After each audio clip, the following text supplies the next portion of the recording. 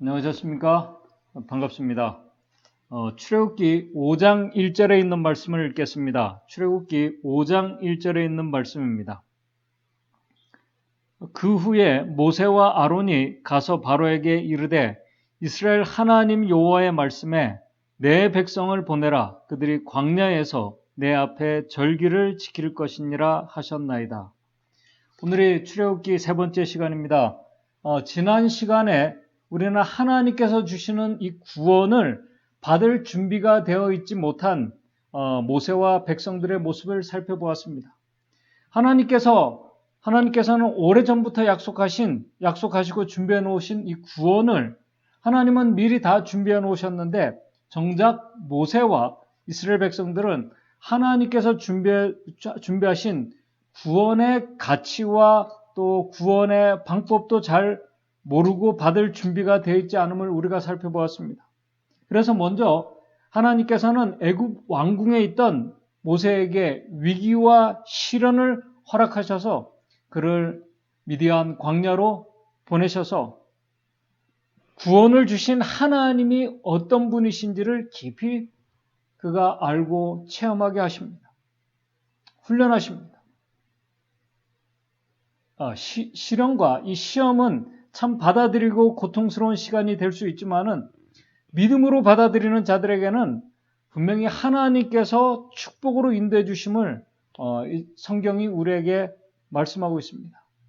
오늘 이 시간 저는 구원을 위해서 준비되지 못한 하나님의 백성들을 어떤 섭리로 그리고 어떻게 준비하며 구원으로 인도하시는지 살펴보면서 좀 교훈을 생각해 보고자 합니다. 또 성경과 증언의 말씀에서 말씀하시는 이 출애굽기의 사건과 그 역사가 하나님의 백성들에게 특별히 이 마지막 백성들에게 왜 구속의 청사진이 되는지 또 왜 하나님의 섭리와 은혜를 알려주고 있는 말씀인지도 좀 같이 생각해 보고자 합니다. 오늘 이 주제의 말씀이 중요한 이유는 이 세상 역사의 마지막 남은 백성들이 이스라엘 백성들처럼 이 잿된 사상에서 이 현대판 애굽의 종으로 힘들게 살아가면서 또 각종 어려움과 시련과 또 질병 속에서 정말 회복해 주시는 하나님의 구원을 경험하고 정말 구원의 날을 소망하는 우리 재림 성도들에게 아주 중요한 교훈을 주는 말씀이라고 저는 생각을 합니다. 먼저 이 본문의 말씀을 다시 보겠습니다. 출애굽기 5장 1절 말씀입니다. 그 후에 모세와 아론이 가서 바로에게 이르되 이스라엘 하나님 여호와의 말씀에 내 백성을 보내라. 그들이 광야에서 내 앞에 절기를 지킬 것이니라 하셨나이다. 지금 모세와 아론이 바로 왕에게 내 백성을 보내라고 합니다. 보내달라고 합니다. 어디로 보내달라고 요구하는 것일까요? 그리고 이스라엘 백성들이 단체로 지켜야 할 절기란 어떤 절기를 말씀하고 있는 것일까요? 왜냐하면 이때에는 유월절 제도가 생기지 않았을 때입니다. 유월절, 무교절, 오순절, 초막절, 대속절 그런 절기들이 없을 때입니다. 출애굽기 5장 1절의 그 히브리어 이 절기라는 차각을 하는 이 말의 의미는 말 그대로 절기, 축제일의 의미를 가지고 있는 단어입니다. 노예들이 지키고자 하는 절기, 축제일은 어떤 축제일을 말씀하고 있는 것일까요? 그리고 이 절기, 축제일이 세상 마지막 남은 백성들과 어떤 상관이 있을까요? 먼저 미디안 광야에서 40년간 하나님의 훈련을 받고 이제 훈련을 마친 모세와 형 아론이 만나는 장면을 좀 다시 한번 살펴보면서 오늘 말씀을 좀 시작해 보고자 합니다. 잘 아시는 것처럼 광야 생활 40년이 마쳐지게 될 때 하나님께서 모세에게 나타나십니다. 불타는 떨기나무 속에 나타난 하나님을 모세가 만나게 됩니다. 그때 하나님께서 모세에게 이제 이스라엘 백성을 위한 구원의 시간이 다 되었음을 알려주십니다. 40년의 긴 광야 생활이 끝나고 그에게 구원의 시간이 다 됐음을 알려주십니다. 그리고 이 일을 위해서 내가 너를 선택하고 부르셨음을 다시 확인시켜주며 내가 이 일을 위해서 너와 함께 하시겠다고 약속해 주십니다. 이제 하나님의 특별한 약속과 명령을 받은 모세는 이제 호렙산에서 애굽을 향해 떠나게 됩니다. 그런데 바로 모세가 호렙산을 떠나기 전에 하나님께서 모세의 형인 아론을 또 찾아가셔서 그를 준비시켜서 형 아론이 모세가 있는 광야로 보내서 동생을 만나게 하십니다. 출애굽기 4장 27절입니다. 여호와께서 아론에게 이르시되 광야에 가서 모세를 맞으라 하시매 그가 가서 하나님의 산에서 모세를 만나 그에게 입맞추니. 저는 이 장면을 특별히 성경과 증언의 말씀을 보면서 좀 생각해 보니까 핸드폰도 없는 시절입니다. 차도 없던 그 시절에, 그 당시에 핸드폰도 없고 차도 없던 그 당시에 40년 동안 소식을 모르고 살아온 이 두 형제가 그것도 어느 날 갑자기 황량한 이 광야에서 만날 수 있는 확률이 과연 몇 프로일까요? 거의 불가능합니다. 그리고 40년 동안 떨어진 이 세월 동안 이 형제들의 변해버린 얼굴 사진도 그들이 그 당시에 사진도 없던 그 시절에 어떻게 한 번에 알아보고 만날 수 있을까요? 참 이 말씀만 생각해도 참 정말 하나님께서 구속을 이루어 가시는 그 섭리가 정말 아주 섬세하고 자상하고 놀랍고 신비하다는 것을 좀 생각해 보게 됩니다. 출애굽기 4장 27절 성경은 여호와께서 아론에게 이르시되 광야로 가서 광야 그 정말 허벌판 사막으로 가서 모세를 맞으라는 것입니다. 하나님께서 정하신 시간이 다 되었을 때 하나님께서는 모세만 준비시킨 것이 아니라 또 다른 협력자, 동반자인 모세의 형 아론도 준비시켜서 보내신 것입니다. 여기서 우리는 하나님께서 주시는 이 구원은 어떤 특정인 혼자에게만 주시는 어떤 기울어진 편애하는 구원이 은혜가 아님을 우리가 발견하게 됩니다. 그리고 구원은 결코 혼자 힘으로 이루어가는 것도 아님을 우리가 깨닫게 됩니다. 구원에 이르는 과정은 함께 얻는 것이고 함께 이루어가는 것임을 성경이 우리에게 알려주고 있습니다. 하나님께서 믿음의 형제들을 오늘 우리에게 보내주셨습니다. 믿음의 형제들을 우리에게 보내주신 것 참 다양한 형제들입니다. 우리에게 보내주신 것은 신앙은 결코 혼자만으로 할 수 있는 것이 아님을 우리에게 알려주고 계십니다. 신앙은 결코 혼자만 하는 것이 아니라 함께 협력하고 정말 함께 힘들고 어려운 때에도 여전히 함께 동행하며 서로 기도하며 협력해가며 함께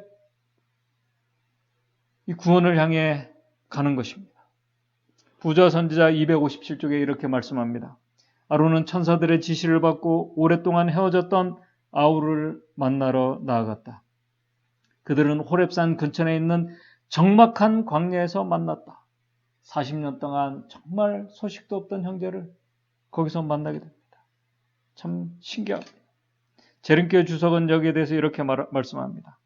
아론에게 전한 이 지시는 모세가 미디안을 떠나기 조금 전에 주어졌을 것인데 모세가 그의 장인을 떠난 직후에 그들이 시내 반도의 중심에 있는 호렙에서 만났기 때문이다. 그와 동시에 아론에게 주어진 지시사항도 출애굽기에 기록된 것보다 아론에게 하나님께서 지시하신 것이 더 자세할 것이 분명하다. 광야는 애굽의 국경에서부터 시내 반도와 아라비아 안까지 걸쳐 있으므로 그가 동생을 만나기 위해서는 하나님이 그에게 자세한 길을 말해 주었을 것임이 틀림없다라고 우리 재림교회 주석에도 말씀하고 있습니다. 참 40년 만에 형제들의 감격스러운 이 상봉 장면을 우리가 보게 됩니다.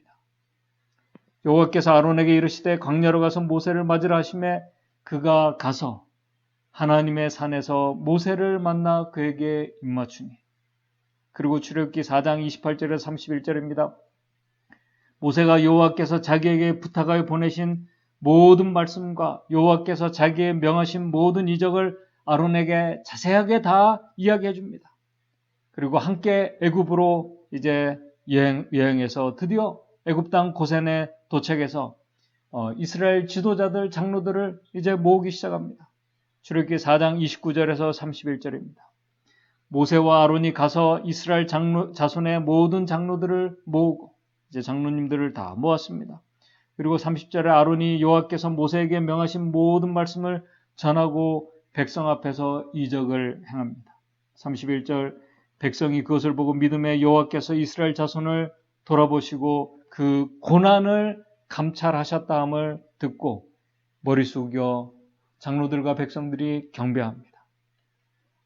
그리고 이제 그 후에 이제 5장에 와서 모세와 아론은 왕에게 전할 기별을 가지고 애굽 왕궁으로 향해 갑니다. 그 당시도 지금과 같은 일반 시민이 어느 날 갑자기 이 백악관이나 이 청와대에 가서 대통령과 면담해달라고 하면 만나게 되는 것이 아닙니다. 아마 모세가 40년 전에 왕궁에 살았기 때문에 어떻게 왕을 아련하고 만날 수 있는지 그 절차와 법도를 잘 알고 있었기 때문에 왕을 만날 수 있었다고 생각할 수도 있지만은 사실은 이 모든 길에 하나님의 인도와 지시와 또 만나는 사람들에게 하나님께서 역사하셔서 그들이 애굽 왕 앞으로 나아갈 수 있었던 것입니다.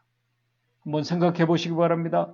세상의 거대한 제국의 왕 앞에 선 초라한 한 목동 모세와 그리고 애굽의 노예의 신분인 모세의 형 아론, 이 초라한 목동과 노예 이 아론이 아주 담대하게 바로 왕 앞에 이제 섰습니다. 그 장면이 출애굽기 오늘 본문의 말씀 5장 1절입니다. 그 후에 모세와 아론이 가서 바로에게 이르되 이스라엘 하나님 여호와의 말씀에 내 백성을 보내라. 그들이 광야에서 내 앞에 절기를 지킬 것이니라 하셨나이다. 아주 공손하면서도 정중하면서도 하나님께서 주신 권위로 애굽 왕에게 백성을 광야로 보내달라고 요청합니다. 절기를 지킬 수 있도록 축제일을 지킬 수 있도록 해달라고 요청합니다. 이 말을 들은 왕이 출애굽기 5장 2절에 바로가 가로되 여호와가 누구간데 내가 그 말을 듣고 이스라엘을 보내겠느냐? 나는 여호와를 알지 못하니 이스라엘도 보내지 아니하리라. 하나님에 대해서 알면서도 하나님을 알지 못한다고 말합니다. 이스라엘 백성들의 종교도 알면서도 보내지 않겠다고 말합니다. 하나님을 무시하면서 너희들 하나님께서 주신 그 절기 축제일을 지키지 못하게 하겠다는 것입니다. 아까 서두에서 말씀을 드린 것처럼 이 절기, 이 축제일이 어떤 축제일일까요? 이때는 열재앙이 내리기도 전입니다. 유월절 만들어지기 전입니다. 각종 절기들 없을 때입니다. 어떤 절기일까요? 그리고 절기를 지킨다는 것이 어떻게 한다는 말씀일까요? 그것을 출애굽기 5장 3절을 보게 되면은 희생 제사를 드리는 것으로 말씀을 합니다. 절기를 지키는 것을. 그렇다면 그 절기가 어떤 절기일까요? 그래서 주석에서는 아마 이 제사를 드리는 이 희생 제사를 드릴 때 희생되는 동물이 애굽인들이 신성시하는 동물들이 포함되어 있기 때문에 애굽인들이 없는 이 광야에서 이 짐승을 동물을 잡아 희생 제사를 드리려고 했을 것이라고 이렇게 주석에 말하기도 합니다. 왜냐하면은 애굽인들이 신성시하는 그 동물을 잡아 희생 제사를 드리게 되면은 더 큰 비용을 받을 수 있기 때문에 그렇게 해달라고 요청하는 것으로 설명할 수 있습니다. 그러나 오늘 성경 말씀과 증언의 말씀을 보게 되면은 지금 모세가 말씀하는 이 절기 축제일은 하나님과 그분의 백성들이 알고 있는 그 절기 축제일을 말하고 있습니다. 그 절기를 부조화 선지자는 257쪽에 정확하게 이렇게 우리에게 말씀합니다. 이스라엘 백성들은 속박 중에 있는 동안 어느 정도 하나님의 율법에 관한 지식을 잊어버렸고 그들이 노예 생활로 아주 지쳐 있었기 때문에 그들은 어느 정도 하나님의 율법에 관한 지식을 잊어버렸고 그 교훈에서 떠나 있었다. 전반적으로 안식일은 무시되었고 그들의 감독들의 가혹함이 안식일 준수를 사실상 불가능하게 만들었다. 그러나 모세는 하나님을 순종하는 일이 구원의 첫째 조건이라는 것을 백성들에게 보여주었다. 안식일 준수를 회복하려는 노력을 압박자들이 알아차렸다라고 이렇게 증언의 말씀에는 기록하고 있습니다. 지금 이스라엘 백성들이 절기를 지키겠다고 한 이 축제일을 지키겠다고 한 이 절기는 그들이 다시 회복하려고 지켜야 할 이 축제일은 다름 아니라 안식일이었습니다. 안식일 회복 운동을 시작하려고 한 것입니다. 노예 때. 안식일을 회복하는 일. 지킬 수 없는 조건에서 안식일을 지키려고 하는 것입니다. 그렇다면 안식일을 지킨다는 그 말씀의 의미가 무슨 말씀일까요? 여러분, 우리 성도님들이 이 안식일에 대해서 참 많이 연구하고 또 안식일에 대해서 설교도 많이 들었을 것이라고 생각이 됩니다. 일곱째 날 토요일을 기억해서 그날을 제사 드리는 것, 예배 드리는 것이 안식일을 회복하고 지키는 것 맞습니다. 그리고 일곱째 날 쉼을 쉬는 것이 안식일의 쉼을 따르는 것 맞습니다. 회복하는 것 맞습니다. 그런데 안식일을 이렇게 안식일의 쉼을 얻고 안식일을 지킬 수 있는 것, 사실 애굽에서 그들이 쉴 수 있는 시간을 달라고 요구할 수 있습니다. 애굽 땅을 떠나지 않고도 지킬 수 있습니다. 하나님께서 그들이 무시하며 잃어버린 안식일을 과연 어떻게 그들에게 회복시켜 주실까요?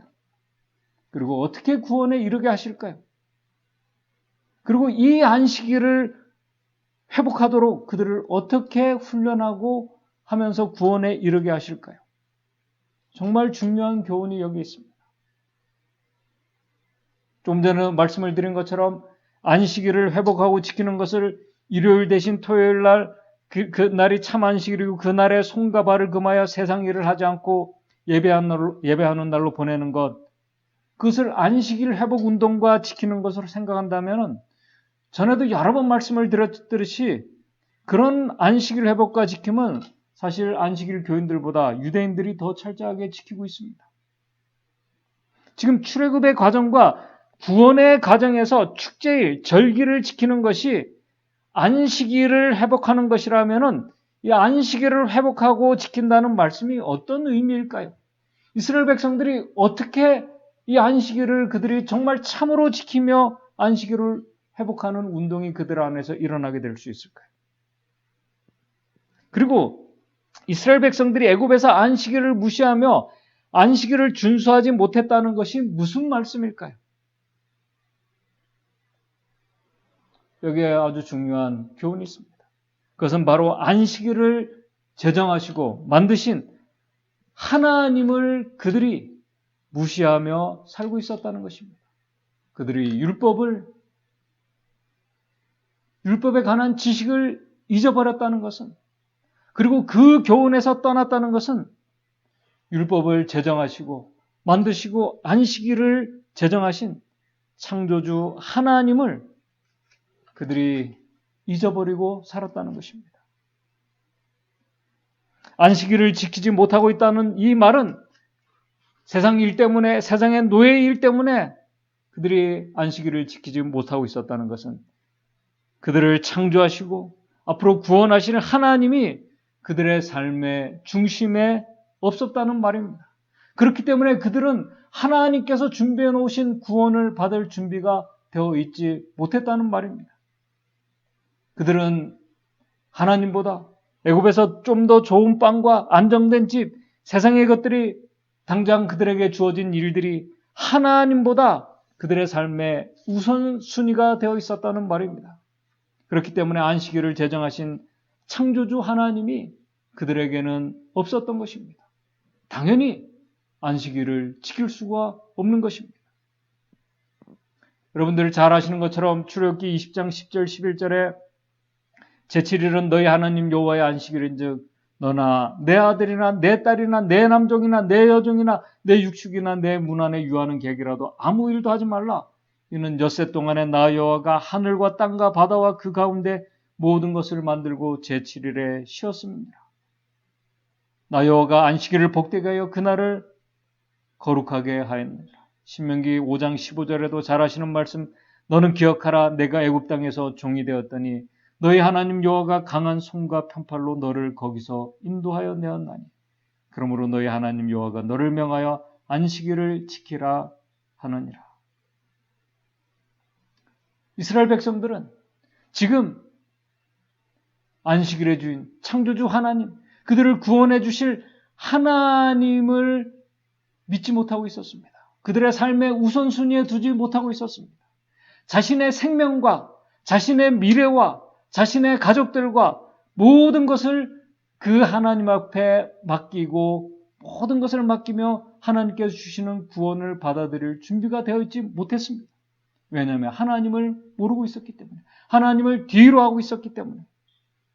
그렇기 때문에 하나님께서 열재앙이라는 아주 극심한 시련을 통해서, 고난과 재난을 통해서 하나님이 어떤 분이신지, 그 고난 속에서 하나님의 백성들을 하나님께서 어떻게 보호하시고 지켜주시며 구원에 이르게 하시는지를 이제 그들이 경험하게 됩니다. 바로 이 경험을 통해서 하나님의 어떤 분이심을 그들이 알게 될 때, 그들이 참된 안식일의 회복을 그들이 경험할 수 있습니다. 구원의 능력이 어떤 것인지를 알게 될 때, 고통 중에서 그들을 구원해 주신 하나님의 능력이 어떤 분인지, 하나님이 얼마나 정말 좋은 품성을 가지신 그분인지를 정말 경험으로 알게 될 때, 이 안식일이 정말 축제일이, 경배와 찬양의 날이 될 수 있는 것입니다. 그 하나님을 모르고서는 결코 안식일은 그들에게 축제일이 될 수가 없습니다. 경배와 찬양의 일이 될 수가 없습니다. 마지막 요한계시록 14장 7절에 마지막 하나님의 백성들이 하늘과 땅과 바다와 물들의 근원을 만드신 이를 두려워하고 경배하라고 한 말씀이 바로 여기에 있습니다. 이 말씀, 안식일의 주인이신 하나님이 어떤 분이신지를 아는 자들이 참으로 하나님을 경배하는 자들입니다. 그들이 요한계시록 12장 17절과 14장 12절에 하나님의 계명을 존중하며 지키는 자들입니다. 당연히 일곱째 날 안식일을 지키는 건 당연합니다. 그들은 이 백성들은 잿된 애굽 세상에서 이 정말 경제의 종으로 살아가는 이 세상에서도 세상 재물을 신으로 섬기지 않고 하나님을 가장 우선시하며 하나님을 그들이 섬기며 하나님을 사랑하며 경배했던 자들이 참으로 구원의 하나님을 경배하는 그런 자들입니다. 안식일에 운동을 경험하는 자들입니다.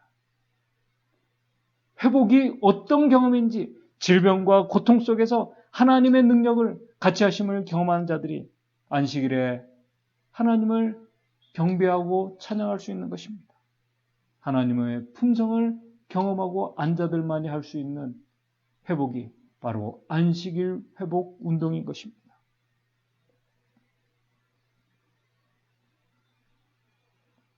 바로 자신을 창조하시고 생명을 주시며 구원해 주신 하나님의 이름을 더 드높이고 안식일을 통해서 드러나는 자들이 바로 안식일의 백성들입니다. 바로 그러한 자들이 자신의 목숨을 내놓으면서도 자신을 구원해 주신 하나님의 그 이름을 더럽히지 않고 높이기 위해서 안식일을 위해서 순교할 수 있는 그런 자들입니다. 그런 안식일의 백성들 어떤 모습일까요? 그런 자들을 통해서 회복된 안식일은 어떤 날이 될 수 있을까요? 어떤 능력을 경험하는 날이 될 수 있을까요? 내일 여기에 대해서 여기에 대해서 좀 더 같이 말씀을 나누고자 합니다. 오늘 저와 여러분들은 우리가 매일 지금 매주마다 맞이하고 있는 이 안식일의 주인이신 창조주 하나님을 우리가 정말 알고 계십니까? 그분의 능력과 은혜를 우리가 일주일의 삶에서 경험하고 정말 감사한 마음으로 이 안식일에 우리가 나오고 있습니까? 특별히 고통 중에 있는 우리 믿음의 성도들, 같이 하시는 하나님으로 인해서 우리가 그 하나님을 경험하고 이 안식일 우리가 믿음으로 하나님 앞에 나올 수 있게 되시기를 바랍니다. 그래서 안식일이 정말 우리에게 쉼과 회복과 그리고 정말 참된 행복과 은혜를 주는 그 시간임을 우리가 같이 경험하게 되었으면 좋겠습니다.